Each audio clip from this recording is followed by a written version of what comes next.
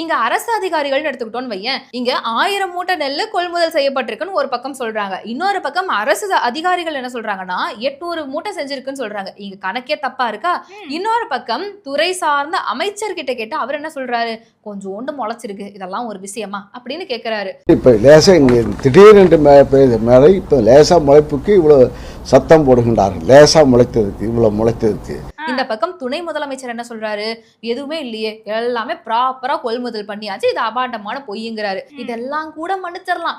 முதலமைச்சர் என்ன சொல்றாரு, விவசாயிகள் 1000 ஏக்கர் நிலத்துல நெல் விளைவிக்கிறதுக்கு ஆர்வமா இருக்கிறாங்க, ஒரு நெல்மணி கூட வீணா போகிறதுக்கு இந்த திமுக அரசு அனுமதிக்காது அப்படின்னு சொல்றாரு.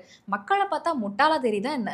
நீ ஓவராலா சொல்றத பார்த்தா இவங்க தான் வந்து மக்களை ஏமாத்திட்டு இருக்காங்களோ, இவங்க தான் பொய் சொல்றாங்களோ அப்படின்ற மாதிரியான எண்ணம் தான் வருது. என்னன்னா விவசாயிகள் வந்து அவ்வளவு கஷ்டப்படுறாங்க அப்படின்றப்போ அங்க போயிட்டு விவசாயிகள் என்ன நிலைமையில இருக்காங்க, அவங்களுக்கு இப்போ இந்த நேரத்துல மானியம் ஏதாவது கொடுக்கலாமா, நம்மளால முடிஞ்ச உதவியை செய்யலாமா அப்படின்னு தானே அரசு பார்க்கணும். ஆனா இவங்க எல்லாம் என்ன பண்றாங்க தெரியுமா, எடப்பாடியார் அவர்கள் வந்து எங்களை குறை சொல்றாரு, அவர் சொல்றது எல்லாமே பொய், நாங்க வந்து சரியா செயல்பட்டு இருக்கோம், எங்களை எப்படி குறை சொல்ல போச்சு அப்படின்ற மாதிரியான பல விஷயங்களை எதிர்கட்சியை நோக்கி மட்டும்தான் வச்சிட்டு இருக்காங்களே தவிர மக்களுக்கு என்ன பிரச்சனை அப்படின்றத அவங்க இன்ன வரைக்கும் காது கொடுத்து கேட்ட மாதிரியே தெரியல. இப்போ இந்த விஷயம் பரபரப்பா பேசப்பட்டுக்கிட்டு இருக்கப்போதான் இன்னொரு விஷயமும் வெளிவருது. என்ன அப்படின்னா அரசு வேலைக்காக